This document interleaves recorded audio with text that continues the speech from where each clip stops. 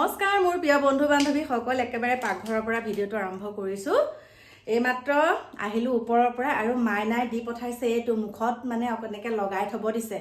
স্কিনটো বেয়া হৈ গৈছে, একেবাৰে যত্ন ল'ব পৰা নাই জানানে, ইমান মানে কামৰ প্ৰেছাৰ পৰিছে আৰু লগতে গাও ভাল নহয়। এতিয়া এইটো লগাম বাৰু, তাৰ আগতে মই আপোনালোকক এটা বস্তু দেখাওঁ দেই।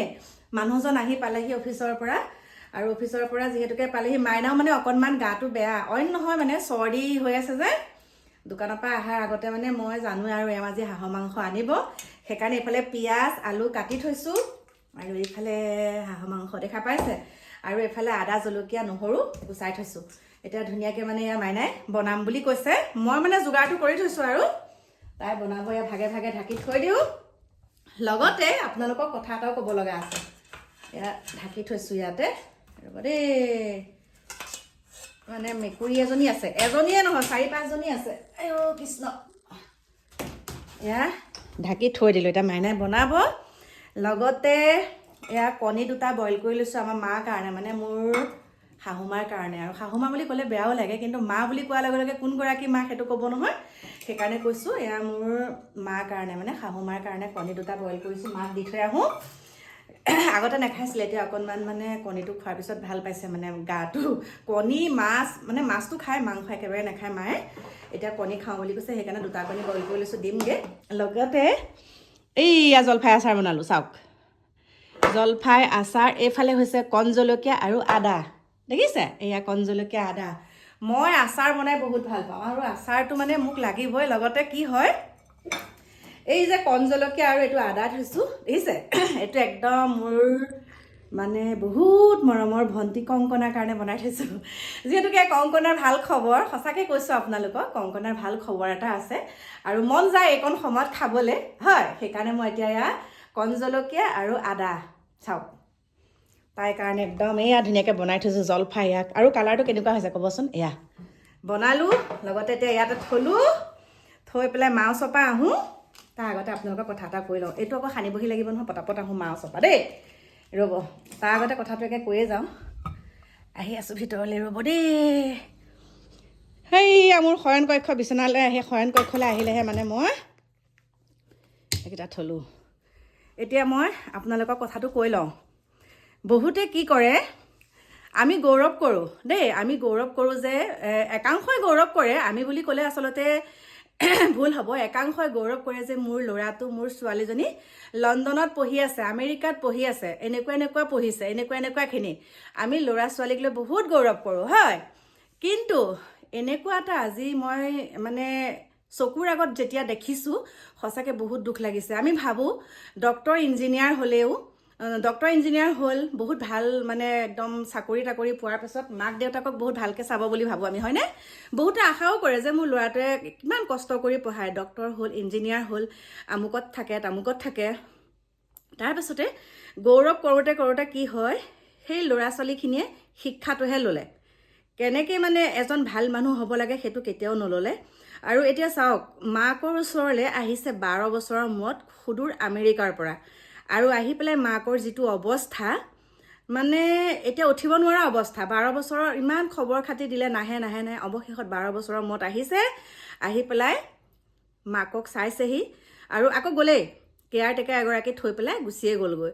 মই ভাবোঁ তেনেকুৱাখিনি কৰিব কেতিয়াও নালাগে। এই আমি যে সন্তান এটা, আমি এতিয়া আমি মাতৃ হোৱাৰ পাছত কি কৰোঁ, আমি মাতৃত্বৰ যেতিয়া অনুভৱ, গৌৰৱ কৰোঁ আমি মাতৃ হোৱাৰ পিছত। কিন্তু আমি যেতিয়া মাতৃ হওঁ, ৰাতি যেতিয়া কেঁচুৱাই আমাৰ কান্দে, হাগি লেট্ৰিন কৰে, পেচাব কৰে, আমি সেইখিনি পটাপট আমি চাফা কৰি পেলাই, কেঁচুৱাটোৱে নকন্দা কৰি পেলাই আমি বুকুৰ মাজতে লৈ থাকোঁ। ঠিক তেনেকৈ আমি যেতিয়া বৃদ্ধ বয়স পাওঁ, সেই বৃদ্ধ বয়স পোৱাৰ লগে লগে আচলতে সেই একে শিশুটোৰ দৰে হৈ যায়গৈ।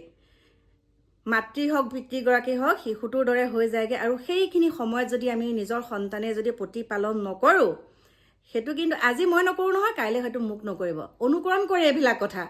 এতিয়া যিটো দেখিলোঁ, তেওঁ একমাত্ৰ পুত্ৰ থাকে লণ্ডনত, 12 বছৰৰ মূৰত মাতৃক লগ কৰিব আহিছে, আহি পেলাই মাকক আৰু দুদিন থাকিলে, মাকৰ লগত থাকি কেয়াৰটেকাৰ এগৰাকী থৈ তেওঁ গুচি গ'লগৈ।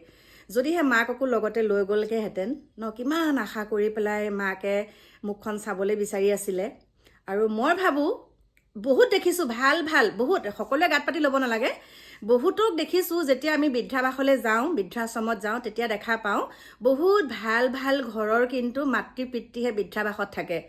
আৰু এই যে আমাৰ বিশেষকৈ কৰি মেলি খোৱা লোকসকল, যিসকলে কৰি মেলি খায়, কৃষিজীৱী, খেতিয়ক, একদম তেওঁলোকে কিন্তু মাতৃ পিতৃক ভালকৈ চায়, একদম চকুৰ আগত দেখিছোঁ। আৰু আজিৰ ক্ষেত্ৰত কৈছোঁ, আজি মোৰ শাহুমাৰ লগত মোৰ ঘৰটো বেলেগ, কিন্তু মোৰ শাহুমা বৰ্তমান যেনেকুৱাখিনিত আছে, যেনেকুৱা প্ৰতিপালনত আছে, বহুত সুন্দৰকৈ মোৰ ডিকুৰ দেউতাক, আমাৰ মিষ্টাৰ, লগতে আমি আছোঁ। কিন্তু আমাৰ ডিকুৰ দেউতাকে আমাৰ মাৰ সকলোখিনি কাম, মা বহুত মানে শকত আৱত, আমি দাঙিব কৰিব নোৱাৰোঁ বাৰু, খোজকাঢ়িয়ে ফুৰে মায়ে, কিন্তু মানে মাক বহুত সুন্দৰকৈ আমি একো কষ্ট নিদিয়াকৈ আমি ৰাখিছোঁ, একো কষ্টই দিয়া নাইকিয়া আমি মাক। কিবা এটা বেমাৰ হোৱাৰ লগে লগে পটাপট মই ডক্টৰৰ তালৈ লৈয়ে যাওঁ, আৰু বেছিকৈ হ'লে নাৰ্ছিঙত এডমিট কৰোঁ, মানে বহুতখিনি ভালকৈ আমাৰ মা আছে। মোৰ মানুহজনে পইচা পাতিখিনিহে দিয়ে, কিন্তু এনেকৈ লাগি থাকিব নোৱাৰে।